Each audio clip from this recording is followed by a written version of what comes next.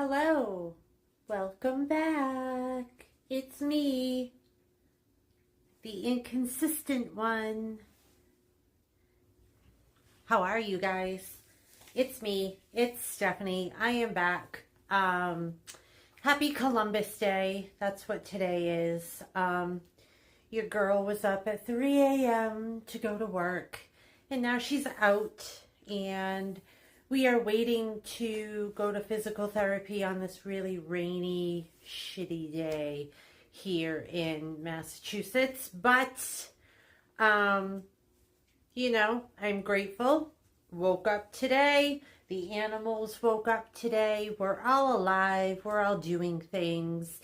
And yeah, there was something, this is so off topic from what we're going to talk about today, but one little sad thing that happened today while I was at work. Apparently a airplane crashed on our highway this morning. From what I gather, 2 people have died in this plane crash. So to the families, I send out my condolences. It's kind of weird that a little small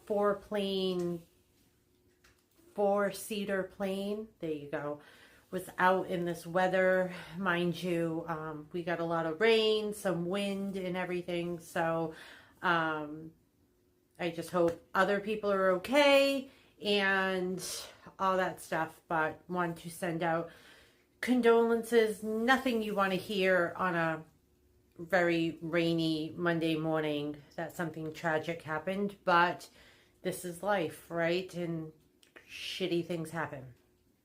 Anyway, I wanted to say happy Columbus Day. I think I said that already. I am back. Before we get into the real scenario that we're going to talk about, I do want to show you some stuff that I bought. It's not a long haul or anything, but I just want to say I never really talk about this much, but I'm not a perfume girl. Like, I won't go out and spend thousands and hundreds of dollars on perfume. I don't know if I would spend thousands of dollars on anything really that was wearable or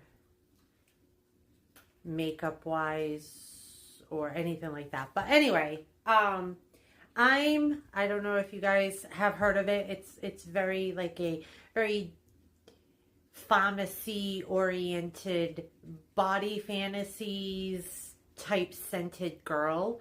Sometimes I do get to some other things that they sell at Sephora and stuff like that. But my go-to, my usually daily go-to is Body Fantasies, either the vanilla the vanilla scent. There we go, Steph.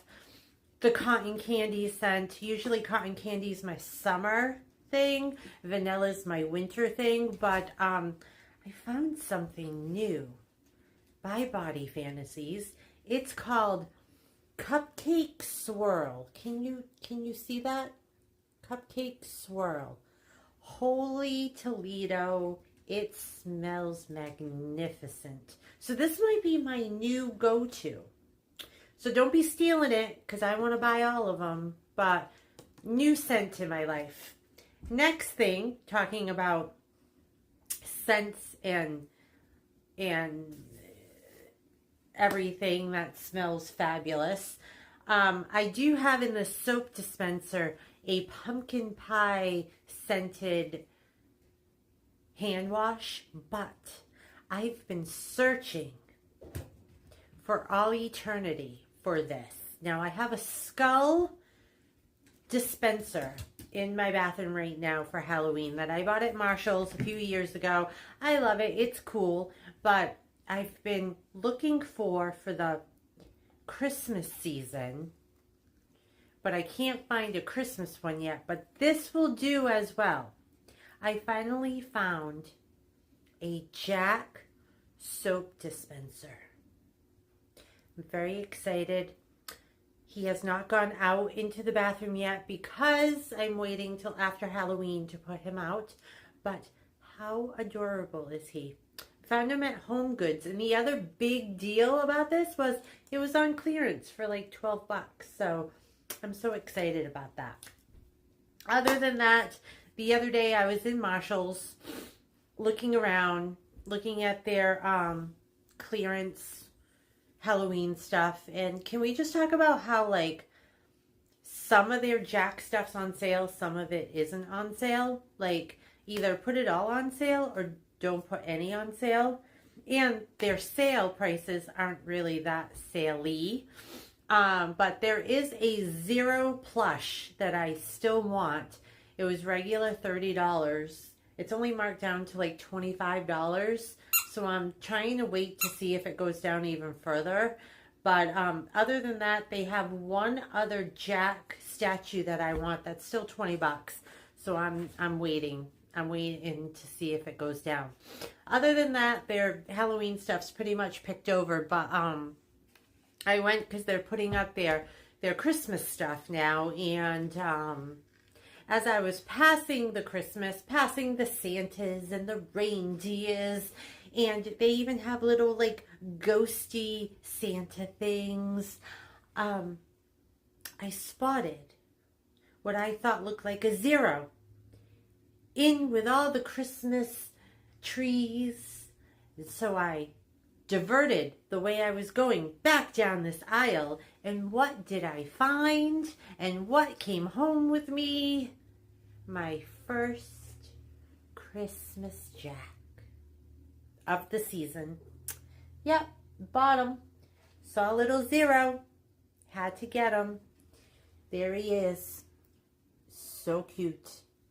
So this is my first purchase. I've been very good lately because the end of the year, y'all know, bills start popping up, things start coming up, yearly things start coming up. So I got to be a little frugal, but had to get him. So he is going to start on the right side of the mantle. The Christmas decor is going on that right side. So we're going to start little by little adding up.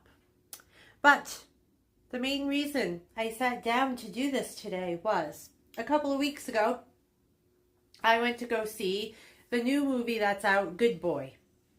It's been a few weeks now. You probably all have seen it. So this little like review, I don't even call it a review. You know what it is?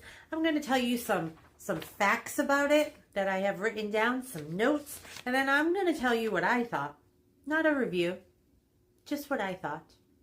And we're going to go from there. But if you have seen it, let me know. Let me know what you thought, because it took me a few weeks because I was still digesting it as we went. But for one, when I heard this movie, Good Boy, was coming out, of course, I needed to go see it because, one, there's an animal in it. And when there's animals in it, you know your girl loves an animal. Number two, the puppy that's in it is the main character. So, yeah. And number three, it was supposed to be like a thriller, a horror thriller, a supernatural thriller.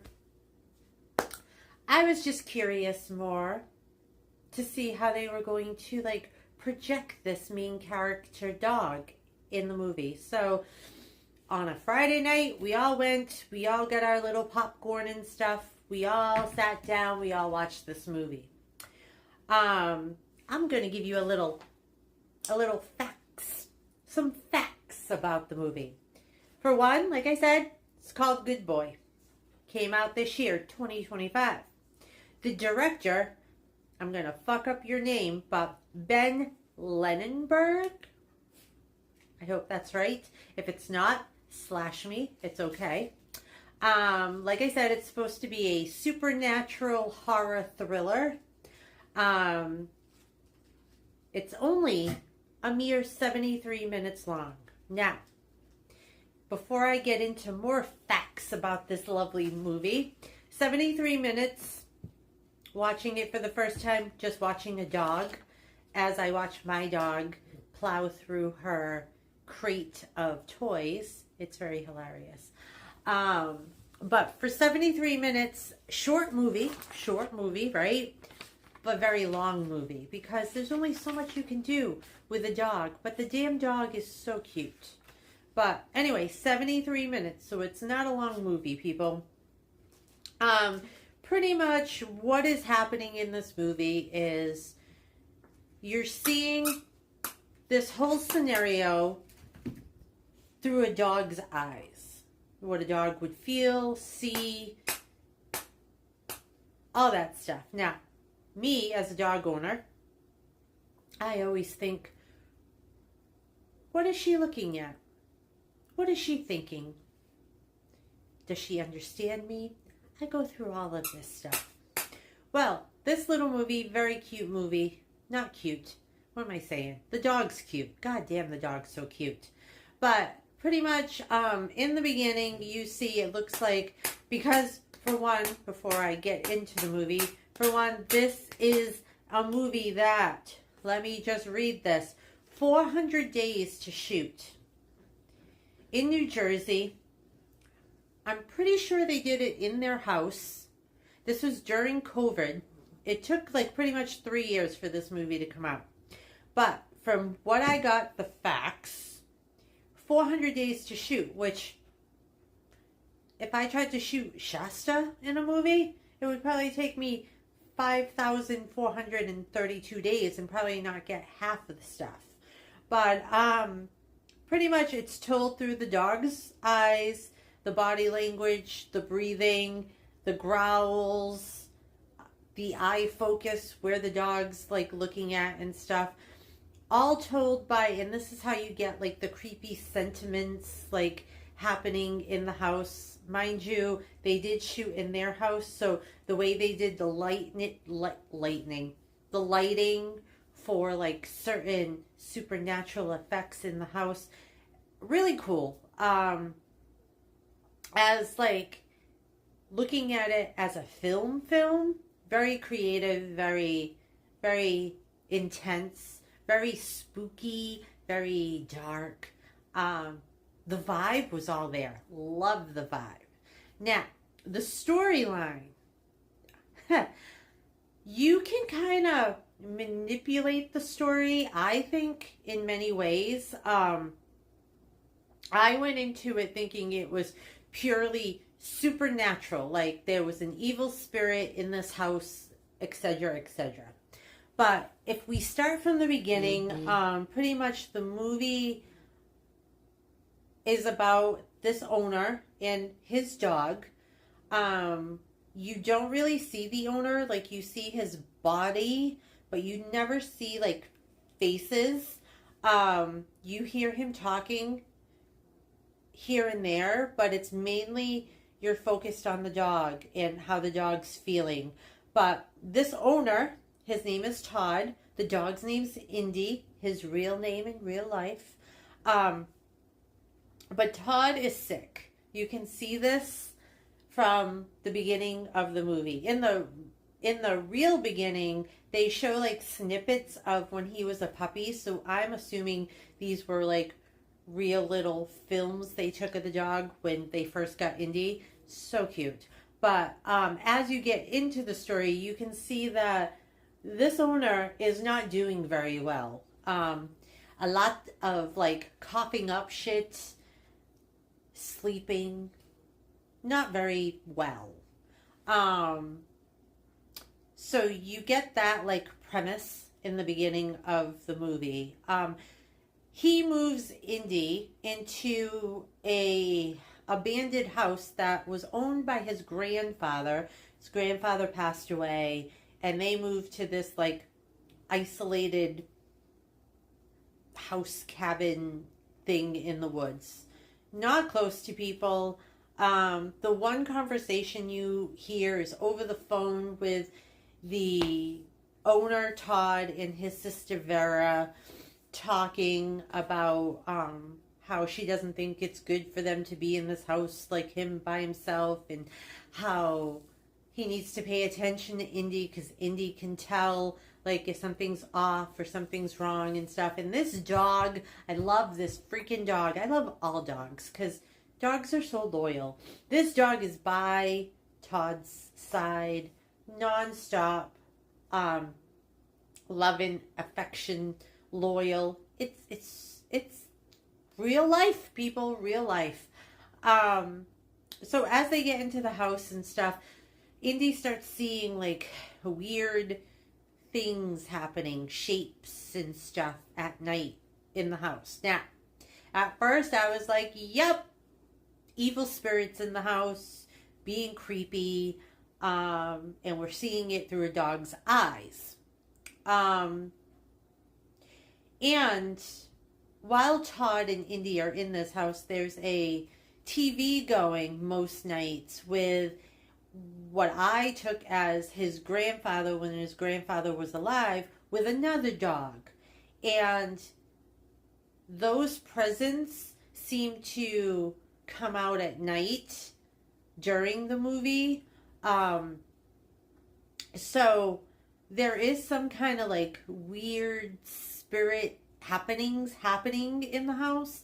But the more I got into the movie and I digested it,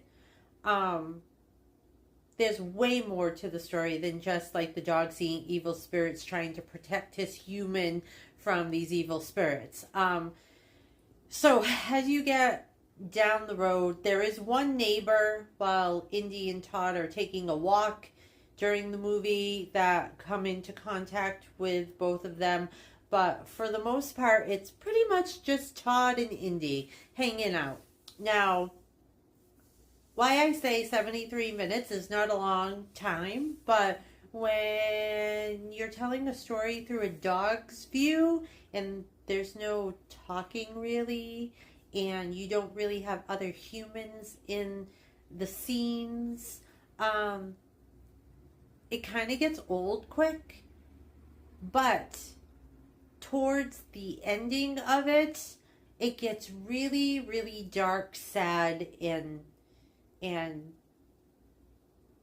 sad. It's sad. I always think, what am I going to do when my pup is gone? Like, I can't even imagine. Like, I cannot imagine what would happen. And as Todd in the movie gets sicker and sicker, the more I saw into it was Indy was trying to like figure out why his human was at times being mean to him. They don't beat the dog, but you know when you're having those days where you just don't want to be bothered and you might snap at the dog, or you might just be like, get away, just get away from me. Todd's going through that because the motherfucker's sick. And it's really sad at times to see that, because even though the dog walks away from him, he's still like laying right by the bed. There's one scene in the movie where Indy gets underneath the bed and you just want to cry because he's like still protecting his human, but he's also like confused why his human doesn't want him to like be with him. At the end, I don't want to like give it all away, but the ending is really sad. The dog does not die. The dog lives, but emotionally, you just feel for this dog very, very much. So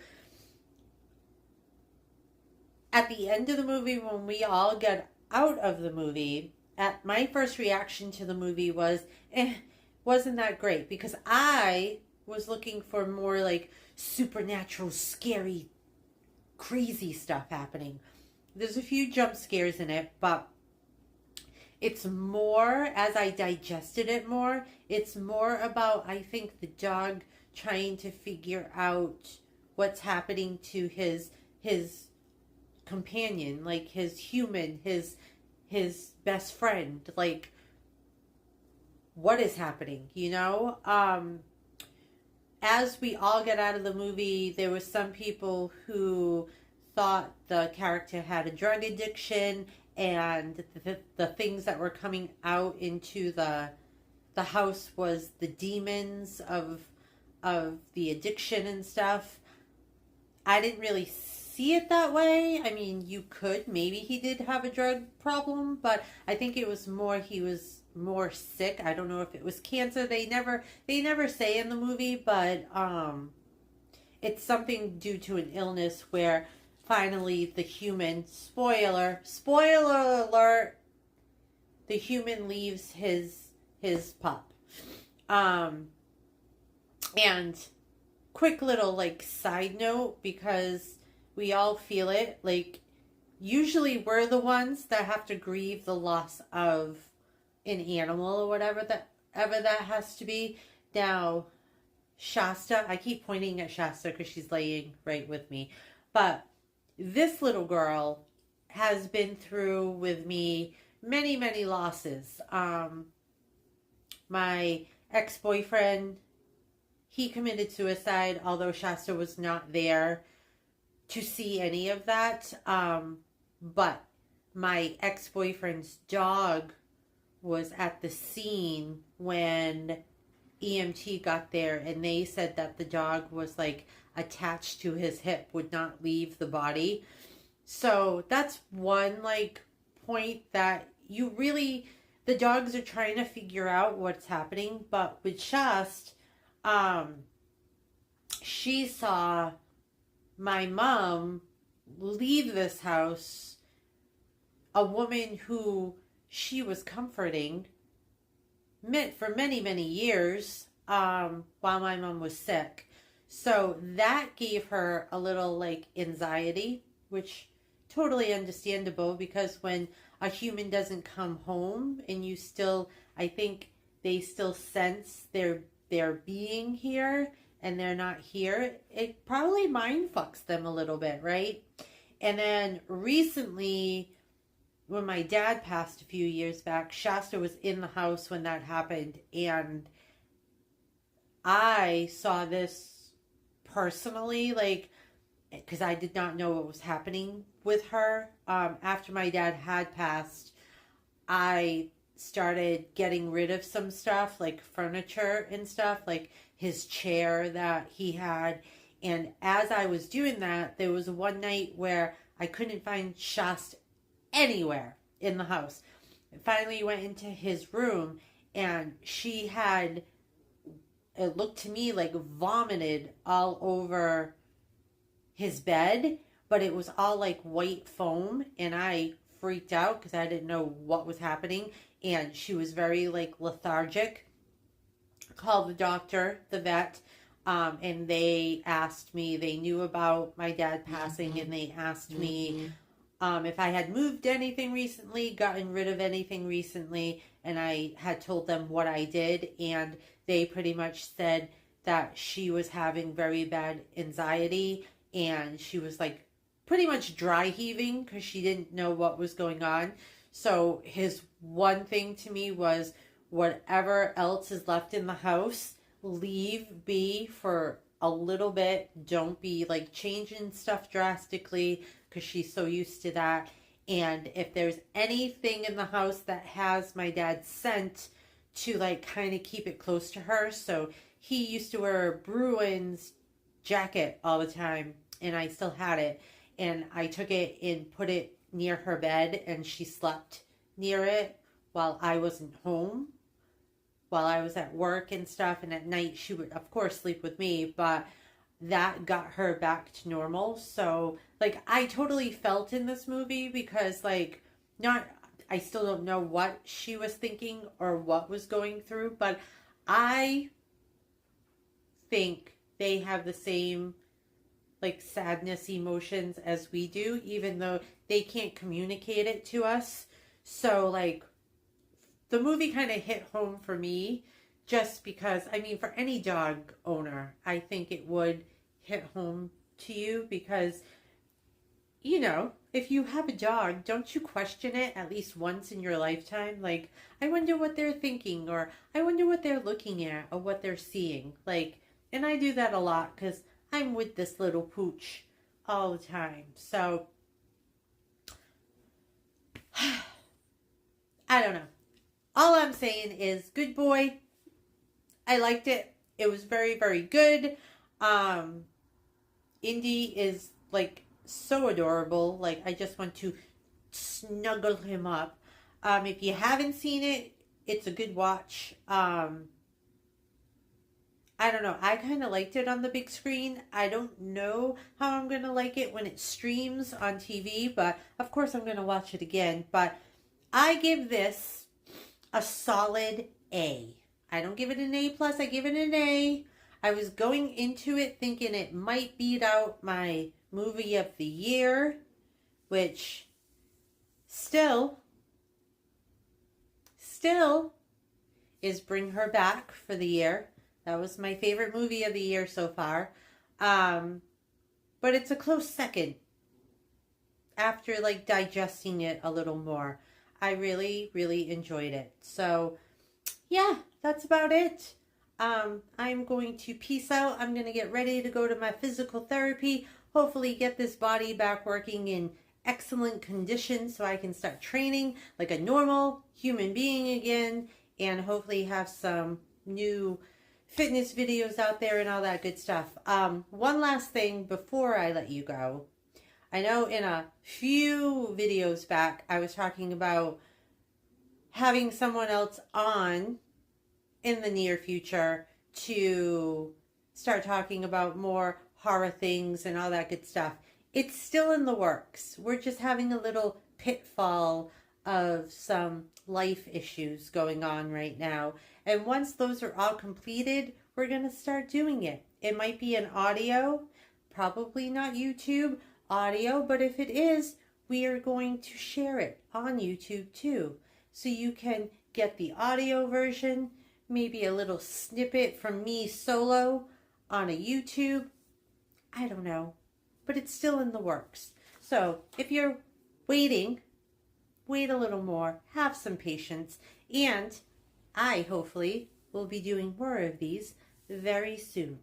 But anyway, happy October, happy Halloween, happy spooky season, and happy Columbus Day today.